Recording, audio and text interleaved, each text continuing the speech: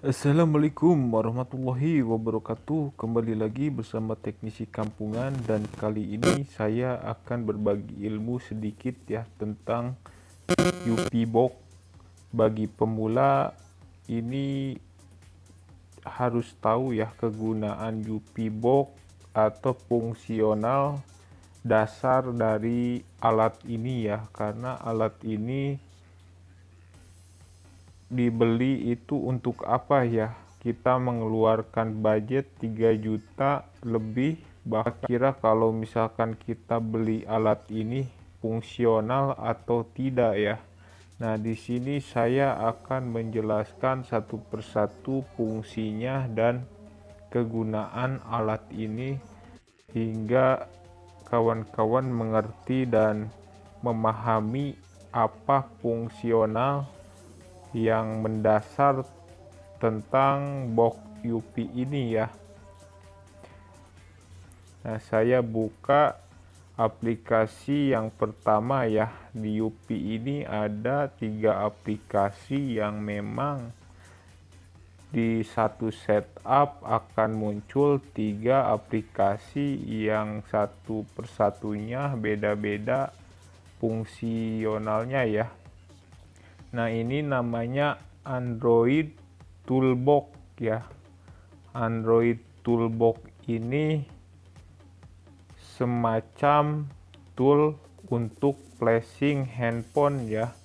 Jadi tool ini satu tapi bisa dipakai untuk beberapa handphone yang sudah support di toolbox ini ya. Nah, di sini ada beberapa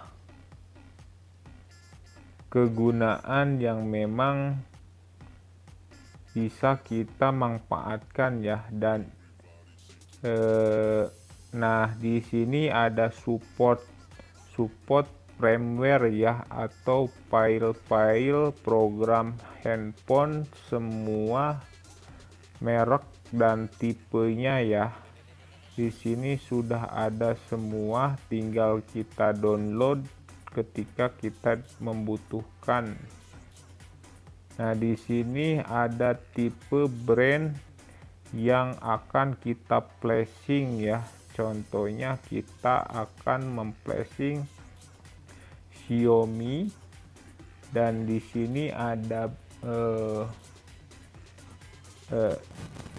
chipsetnya ya. Misalkan kita pilih chipsetnya yang Qualcomm dan kita pilih modelnya, contoh saja ini ya, kita flash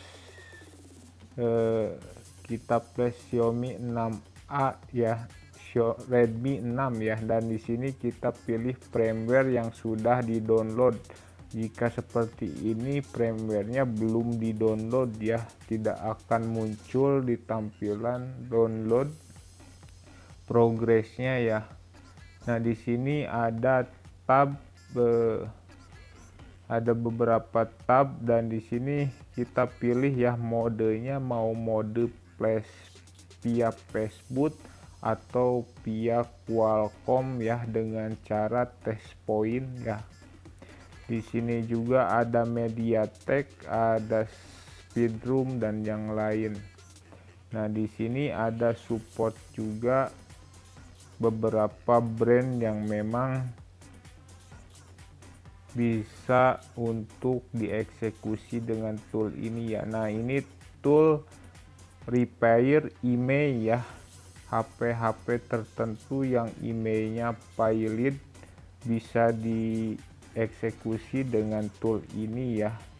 Nah, di sini kita tinggal mengisikan emailnya dan SN semuanya bisa di sini ya. Nah, di sini adalah tool untuk khusus untuk Oppo dan MediaTek ya. Nah, di sini ada Oppo untuk repair email dan MediaTek, atau ini tidak langsung kita perbaikan di area sinyal atau bus brandnya. kita harus memahami satu persatu tool yang akan kita pakai. Jika kita memahami satu persatu tool yang kita pakai, insya Allah bisa bermanfaat maksimal ya. Nah, ini ada koin ya untuk membobol Xiaomi via server, dan di sini ada tab ADB untuk root ya. Nah, di sini untuk root via sideload yang ada di ponsel recovery ya. Kita masuk ke mode sideload dan kita drag Super SU zip-nya ke situ. Nanti secara otomatis handphonenya bisa terrouting ya. Jika HP-HP yang susah di root bisa menggunakan alternatif tool ini ya. Oke, di sini masuk tab flash dan di sini ada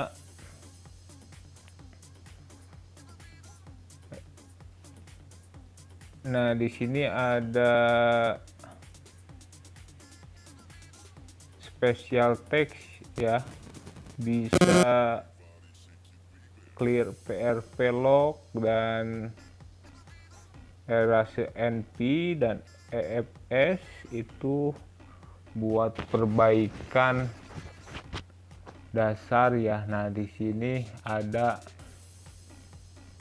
tool untuk driver yang terhubung ya ke HP.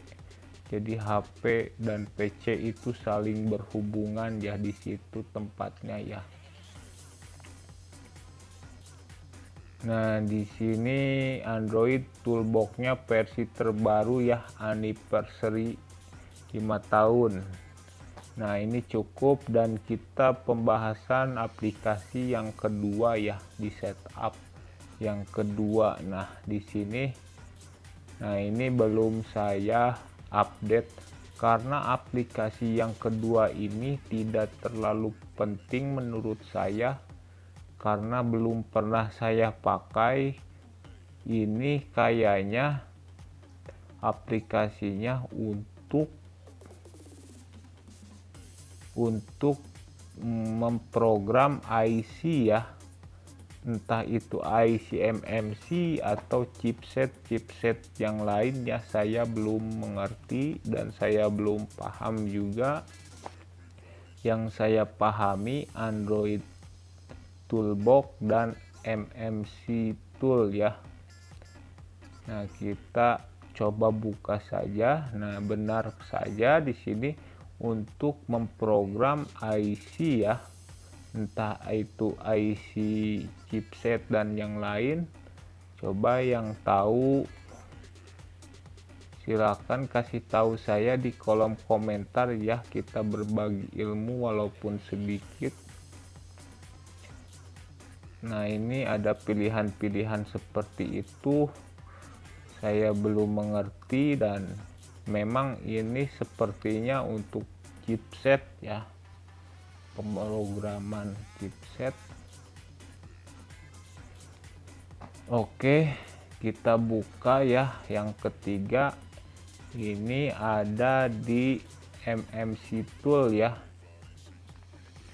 yang memang sering terpakai aplikasinya adalah Android Toolbox dan MMC tool ya. Di sini ada MMC tool yang memang sangat penting untuk pembackupan handphone ketika melakukan flashing dan handphonenya menjadi mati ya. Jangan sampai kita menservis HP hidup menjadi mati dan tidak ada backupan tool yang memang bisa membuat handphonenya menyala kembali ya. Nah, di sini ada support ya, support file dump. File dump itu jadi semacam pemrograman MMC yang memang dibutuhkan oleh sistem HP ya. Jadi tidak mungkin kita memflashing handphone tapi IC MMC-nya itu kosong, tidak ada partisi dan tidak ada boot yang lain ya. Mungkin ini berlaku di HP chipset Speedrum, Qualcomm dan Exynos bisa ya. Kalau MediaTek itu bisa langsung di flashing tanpa. Nah, contohnya seperti ini ya, file DOM-nya saya berikan contoh. Jadi file DOM ini adalah file yang memang dibuat untuk pemrograman HP supaya bisa booting dan menyala ya.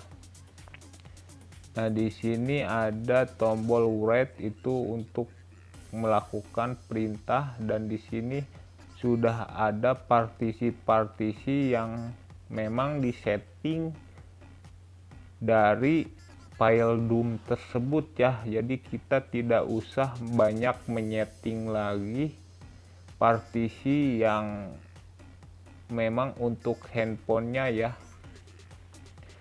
Di sini kita sudah masuk ke tab partisi ya. Nah, jika MMC yang sudah rusak itu ada rapot merah di bagian lognya ya, dan di sini disediakan repartisi itu supaya bisa merefresh kembali IC MMC yang sudah rusak tadi ya.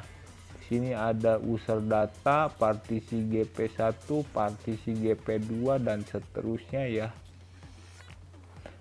Nah, di sini ada tab dan firmware MMC ini untuk membackup DAM yang ada di MMC ya. Nah, di sini yang kedua di tab 2 di sini ada factory reset IC MMC ya, supaya bersih dari datanya. Dan selanjutnya di sini ada restore CID ya. Restore CID ini untuk merestore kembali identitas dari IC MMC ya.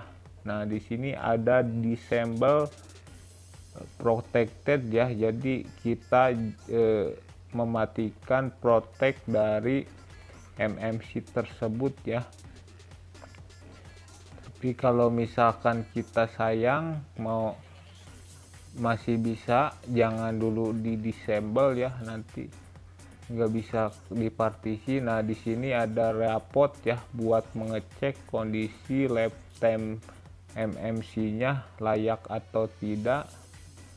Nah, di sini ada update firmware MMC ya. Di sini itu gunanya untuk merefresh kembali IC MMC dengan software yang baru. Ini ada non-test, ini untuk mengetes kelayakan MMC masih bagus atau tidak, dan blank check ini untuk mengetahui sektor yang rusak di area mana ya. Nah, ini ada red untuk membackup DOM yang MMC yang masih terbaca dan ingin membackupnya bisa melalui tombol red ini ya. Nah, di bawah ada erase, ini untuk menghapus semua partisi yang ada di MMC. Terus di sini ada tombol perintah write untuk melakukan pemrograman start ya, dan ini ada preplikasi seperti itu. Nah, di sini ada tombol direct MMC ya. Kita contohkan directnya seperti ini ya. Nah, directnya seperti ini ya contohnya ya. Nah, seperti itu. Nah, di sini ada pemrogramannya, kita centang nanti dan kita identify. Di sini ada settingan untuk kecepatan transfer data ya. Biasanya kalau direct itu cuman 1 bit ya. 4 bit dan 8 bit itu harus dicabut MMC-nya, dan ini ada setelan MHz-nya ya untuk kecepatan juga ya, clock-nya ya. Seperti itu, ini untuk detak jantung kecepatannya ya. Nah, di sini ada PCC key ya, PCC key untuk mensuplai tegangan ke IC MMC ya, supaya bisa terbaca dengan baik di toolbox-nya ya. Nah, sama ini PCC juga untuk membaca, untuk mensuplai tegangan di MMC ya. Nah, di sini seperti contohnya XCD ini tidak usah lagi settingan seperti ini ya, karena XCD sudah menyeting semua bagian yang ada di bawah ini ya. Nah, di sini ada tab user area ya. Nah, user area ini jika kita identify di HP yang normal akan keluar ya, bisa di read atau di backup bisa melalui tab ini ya, sama seperti tab yang satunya ya. Ini buat flashing bisa, dan bisa juga buat read tapi berbentuk file scatter atau file flashing HP biasa ya, langsung dimasukkan ke IC MMC dan MMC-nya bisa langsung dipasang. Biasanya HP-HP tertentu bisa langsung menyala dan hidup tanpa melakukan flashing kedua kali ya. Kita langsung dump saja di situ.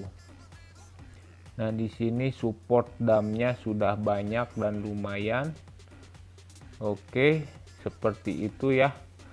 Cukup sekian dan terima kasih penjelasan dari saya.